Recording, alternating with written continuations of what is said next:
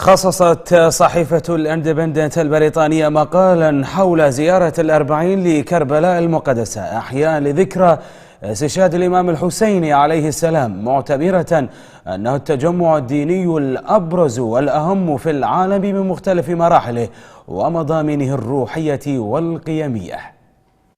تطرقت صحيفة الاندبندنت البريطانية الواسعة الانتشار إلى إحياء ذكرى زيارة الأربعين في كربلاء المقدسة بالعراق، وقالت أنها من بين أكبر وأرقى التجمعات الدينية في العالم.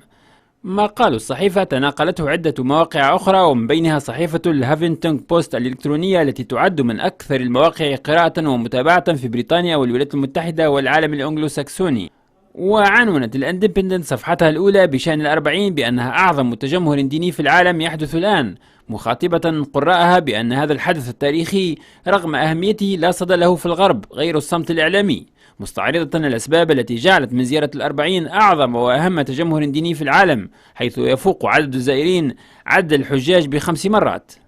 وأوضحت الصحيفة أنه رغم التحديات الأمنية التي تواجهها الزيارة التي تجرى في ظل تهديدات إرهابية، فإن القائمين عليها والزوار القادمين من محافظات العراق ومن دول الجوار الإقليمي ومن العالم يصرون على إحياء هذه الزيارة تحديا للإرهاب ورسالة سلام ضد العنف والقتل إلى العالم أجمع.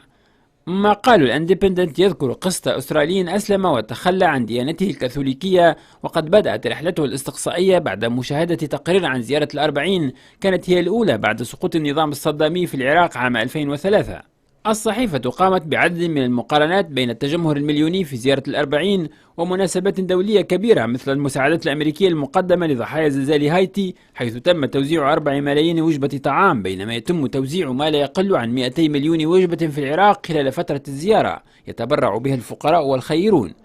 ويدعو كاتب المقال إلى إدراج الزيارة في موسوعات الأرقام القياسية وفي مستويات عدة، منها أضخم تجمع بشري وأكبر مائدة طعام في العالم وأكبر عدد للمتطوعين في حدث واحد وغيرها. من جانب آخر ينتقد المقال تقصير الإعلام الغربي لتعاطيه المسيس وغير المتوازن مع المناسبة وأبعادها وأهدافها ومجرياتها، طارحا السؤال بشأن اهتمام وسائل الإعلام بتجمعات وتظاهرات مجهرية بينما يتم غض الطرف عن أهم تجمهر بشري سلمي في العالم، مشيرا إلى أن قصص ومسارات حشود المشاة القادمين إلى كربلاء تحمل مادة قصصية وسينمائية ثرية وحقيقية ترسم من خلال ظاهرة الأربعين أعظم ملحمة إنسانية. الكاتب وفي ختام مقاله اعتبر أن مراسم زيارة الأربعين وسياقاتها وقيمها التي واجهت الألم بصبر وقوة شكيمة تمثل أحد المنابع الرئيسية لفهم حقيقة الإسلام وروحيته وقيمه الأصيلة، على خلاف ما تروج له وتمارسه التنظيمات التكفيرية المتطرفة مثل داعش.